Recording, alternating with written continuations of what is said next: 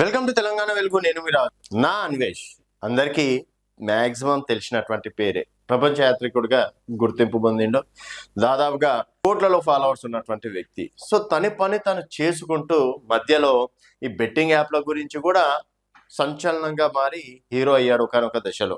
So కొంతమంది అయితే betting యాప్ల ద్వారా ప్రాణాలు కాపాడాలని చెప్పేసి తను ఇచ్చినటువంటి పిలుపుతోటి చాలా మంది ఆటో డ్రైవర్లు సైతం తనకు ఫ్యాన్స్ అవ్వడం అనేది జరిగింది. బట్ ఎంత మంచివాడైనా కొంచెం పురుగు అప్పుడప్పుడు తిరుగుతుంటది. అట్లా నా అన్వేషి కూడా ఒక పురుగు తిరిగింది.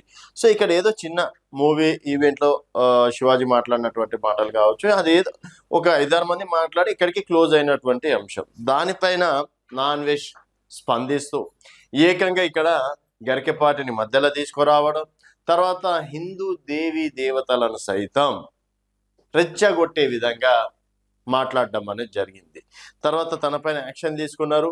ఏకంగా తన లక్షల ఫాలోవర్స్ ఉన్నటువంటి ఇన్స్టాని పోలీసులు బ్లాక్ కూడా చేశారు. ఎందుకంటే మనం చాలా మంది కేసులు పెట్టారు కాబట్టి ఇప్పటికీ తన పైన తెలుగు రాష్ట్రాలతో పాటు ఇతర రాష్ట్రాల్లో కూడా కేసులు ఉన్నాయి. సో అలాంటి అన్వేష్ మరి ఇన్స్టా బ్లాక్ అయిపోయింది, ఇన్స్టాని తీసేశారు. ఇప్పుడైనా సరే మారుతారని చెప్పేసి అనుకున్నారు. బట్ ఇలాంటి తరుణంలో మళ్ళీ నా అన్వేష్ ఒక సంచలన వీడియో రిలీజ్ చేయడం అనేది జరిగింది. ఇన్స్టా అనేది నా ఎంటికతో సమానం. నాకు 2 ఇన్స్టాలు 2 యూట్యూబ్ అకౌంట్లు ఉన్నాయి. యూట్యూబ్లో నుంచే నేను నెలకి 8 లక్షల రూపాయలు సంపాదిస్తున్నా. సో యూట్యూబ్ ఇన్స్టా అనేది నాకు 2 చేతులు 2 కాళ్ళతో సమానం.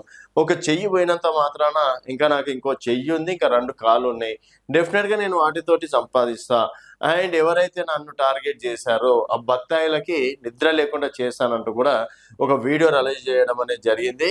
సో ఇన్స్టా అకౌంట్ బ్లాక్ చేసిన వాళ్ళు ఇంకా వాడిని తీసుకొచ్చి జైర్లపల్లి జైలు ఇయ్యారా అని చెప్పేసి మరి అనుకుంటుండా, లేకపోతే నాకు నేనే తోపు నాకు నేనే హీరో అనుకుంటుండా తెలియదు. కానీ అంతకు మించి నా అన్వేష్ ఫీల్ అవుతున్నా అని చెప్పేసి కూడా చెప్పుకోవచ్చు. ఏదో 4 ఫాలోవర్స్ వచ్చి సరే 4 రూపాయలు వచ్చినంత మాత్రాన కళ్ళు అనేది నెత్తినెక్కద్దు. సరే కళ్ళు నెత్తినెక్కినాయి, ఆల్రెడీ క్షమాపణలు కోరి ఇలాంటి పొరపాట్లు చేయనని చెప్పేసి చెప్పకుండా మీకు నిద్రలేని రాత్రులు చేస్తా, నేను అట్లా చేస్తా ఇట్లా చేస్తా అని చెప్పేసి హెచ్చులకు పోవద్దా అని చెప్పేసి చాలా వరకు సజెషన్స్ ఇస్తున్నారు.